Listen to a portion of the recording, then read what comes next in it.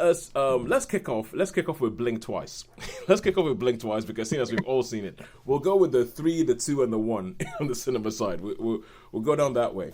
So let us kick off with Blink Twice. Now, Sharon, give us a preview of Blink Twice. What did you tell us? What this is all about? This is all about a two women, roommates, who are waitressing at a very posh, swanky do, and present is a formerly disgraced sort of tech billionaire Yep. who has sort of decided to have a public renaissance in some ways of his reputation. He was been disgraced and he's been a bit humiliated, and he's found this island retreat and he's sort of come to terms with his past. And so he's now sort of having this sort of rejuvenation of his reputation, his character.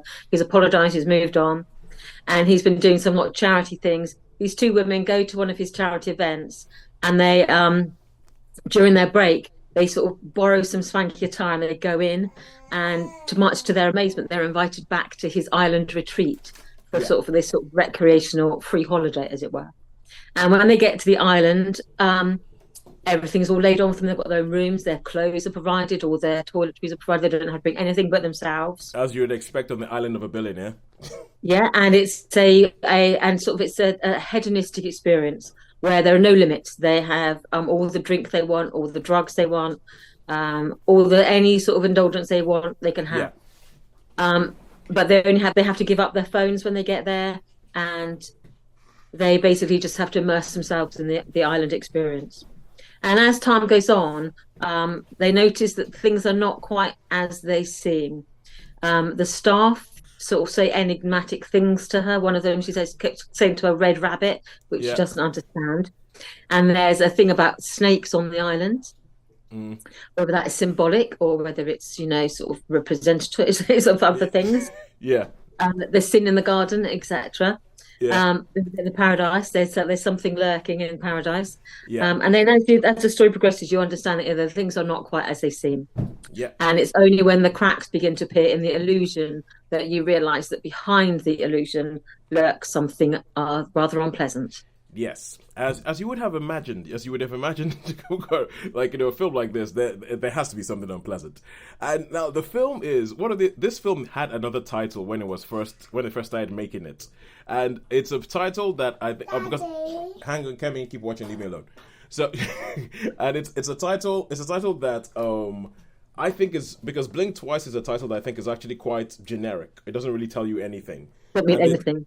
Yeah, the title that I originally had was, let's say, it was called Something Island, and the thing that was called Something Island was a particular part of women's anatomy. It starts with a P, and I think that, and I actually think that when they changed the title, I'm thinking, yeah, and I think changing the title. It's also another name for a cat. Yes, exactly, and I actually thought that the original title was a lot more grabbing, but now I've watched the film, I'm like, I can see why they changed it, because I think that the original title sort of like removes all kinds of layers of stuff. Yeah. It removes all kinds of layers of stuff, and this is a film that I think is very, very good at atmosphere. Like the first bit of the film, where it's building up to what the hell's going on. I think that bit is very effective. I think the sound design is brilliant. They do all this sort of like ASMR stuff where there's all these heightened sounds where someone is rustling a packet, like, but you can hear it right beside you, like it's in your ear and everything. And I thought that bit is really, really, really good. There was a little bit of, because this is directed by Zoe Kravitz, the actor Zoe Kravitz. It was written and directed by her. And I watched this and there was a bit of me thinking, this is somebody who got inspired by Get Out. So saw Get Out and thought, you know what? I think I can take this approach and I can apply it to another issue that is particularly close to me. And there is a lot of, I was watching it going, okay, I can see what's going on with Get Out. And sure enough, I think one of the sad things about films like this is that they build up this mystery and it's all great, and when they're having this mystery or what's going on, and eventually they have to tell you what the mystery is. But and I don't think it's a fault of the film, because I think the film does it very, very well. But when the mystery gets revealed, it kind of has to become a different film, and it has to become a different film because it's kind of you have to go, okay, what's going on here? Okay, all right, we've got to get this thing and we've got to move this story and we have to get it to a conclusion. And I think that the first bit of the film is really effective before you figure out what's going on. Then the bit after you figure out what's going on, I feel is not as strong. And then that bit, I was kind of like, okay, now that we figured out what's going on, let's end the film. And I feel like that bit goes on a little bit too long. And the final bit of the film, like the last shot of the film, I've been thinking about this and running it over my head because I saw this on Tuesday night, it's now a Thursday. I don't think works. No, I did have issues with that myself, actually, to be fair. I found that, I thought, that's a bit, I thought, I mean, to me, the final scene that mirrors the beginning of the film. Exactly. Exactly. That mirroring, Yeah, that bit I essentially, it gave me way too many questions. I was like, wait, what? But no, hang on a second. and I feel like if going back to Get Out, because I think Get Out is a real sort of, what's the word? Like a real format or a real thing that this film follows. I know that they worried about the ending of Get Out for a while and how they were going to do it and what they were going to do, and I think they managed to get that just run about right to finish off the film and everything like that. But the ending, I feel like there was a film I remember called The Rich Man's Wife that stars Halle Berry, and it's called The Rich Man's Wife, and that's a film. It's a passable thriller, and right at the end they try and pull this thing where they try and do a final scene that I'm just kind of like, well, that makes no sense. That makes no sense, and it isn't as bad. It isn't as bad as it isn't as bad as. This film isn't as bad as that one, because I think that one was trying to go for a Usual Suspects kind of like, twist, which every film at that time seemed to be doing. That doesn't work. But this isn't as bad as that. But in the end, the final scene, I was like, I don't think that works. I think like what you were saying about the film with two halves, it reminded me of Parasite a little bit, of like two films in one. Yeah. With I the end stuff. So because Parasite did that, didn't it? But it's almost like there's got to be a key change, hasn't it? It's like a certain song. It does. You get to that point in the song when you need a key change, and you've got to time that right. That's it. Otherwise, the rhythm of the film goes off. Yeah.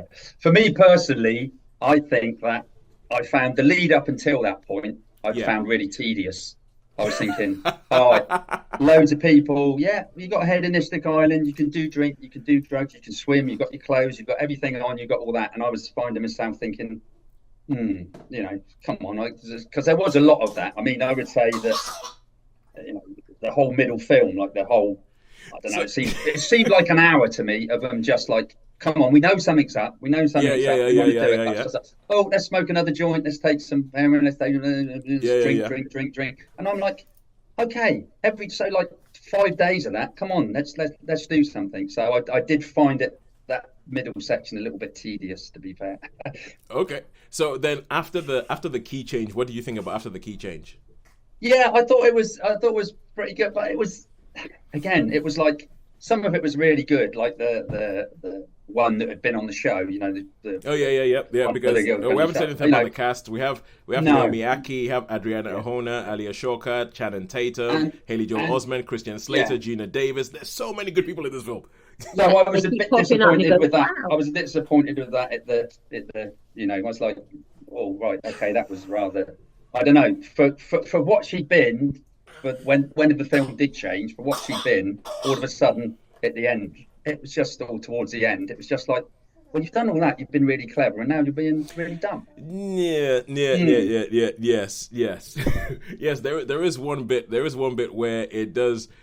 Film logic takes over right towards the end, and this. It's like I can't. That really. It's like, oh, this is okay, and then things like that are just like. Oh. Yeah, and it feels a little bit to me like they came up with a really good concept. They had a really good atmosphere. They had a really. I feel a bit like they struggled on how to end it. You could be right. I feel like they struggled on how to end it because, as you were talking, there's a bit with Adriana Arjona's character towards the end where she there's a bit where her character kind of changes and she does something, you're like, what the heck is going on there? But I agree with you on that.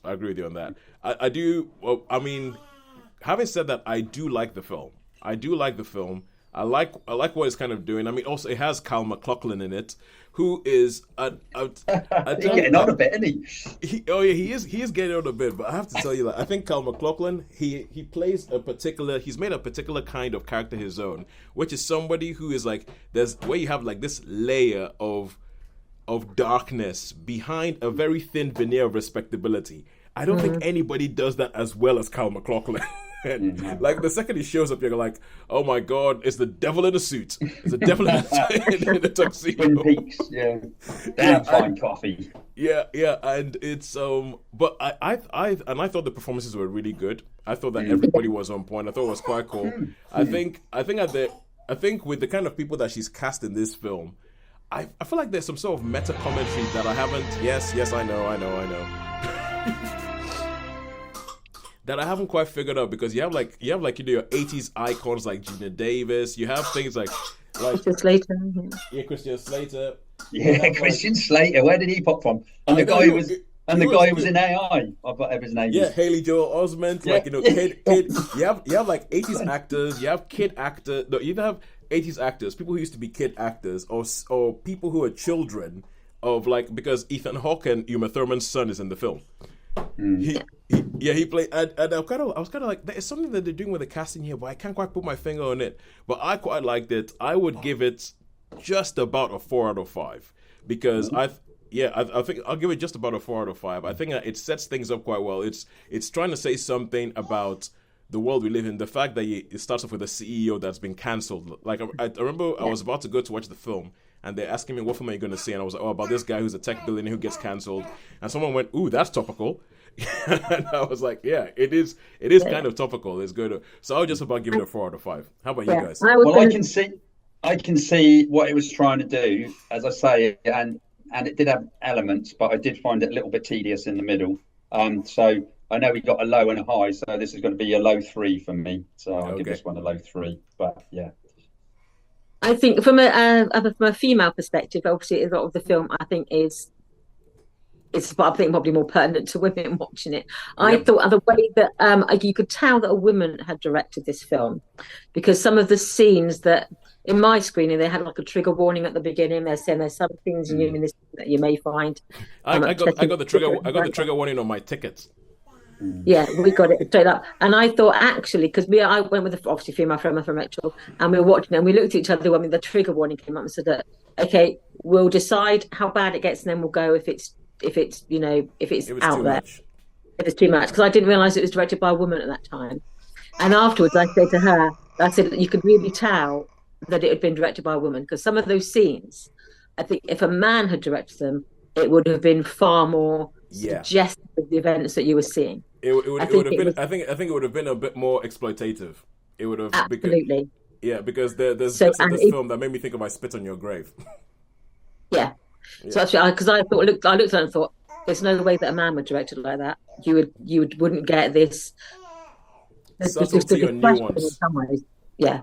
So I was sort of, so I mean that gave it a step up for me when I was watching it, because I was thinking this subject matter could go all kinds of wrong. It could go sideways. I actually thought it was something. Again, there's some internal logic in it. I was thinking, I think some trigger warnings would have gone off earlier, but I'll allow that for the storytelling because of the use of the drugs. But I'm thinking I would have had more alarm bells ringing off much earlier than they did. Yes. But for all those flaws, I still would give it I think I would give it just a high 3. And just for me, it just comes under the 4, but I certainly would give it a high 3. And I think it's certainly worth watching. And I think it should lead to some interesting discussions. Yep. That's what I was thinking. That's what I figured out there would be. Can I just ask? Do you think, like with the flower or whatever it was going, and with the snakes and all that, it was symbolism of like the Garden of Eden and the serpents and all that sort of stuff? Yeah. Maybe. Yeah, that innocence lost, or that whole sort of I think it's not like everything can seem on the surface. Everything can seem lovely and super, but underneath there's something underlying. Yeah, I mean, to be honest, I think that imagery is certainly there. I think that there probably is, and there's probably stuff in there that I don't get. Quite frankly, there's probably stuff in there. And that I again, don't like female imagery, people use flowers for different symbolisms, for different imagery for women. Yeah. So, oh, good one, Sharon. Oh, Yeah, I didn't even think of that. But anyway, yes. So that's it. Especially if the previous title would suggest more of that as well. Yeah. 100%. 100%.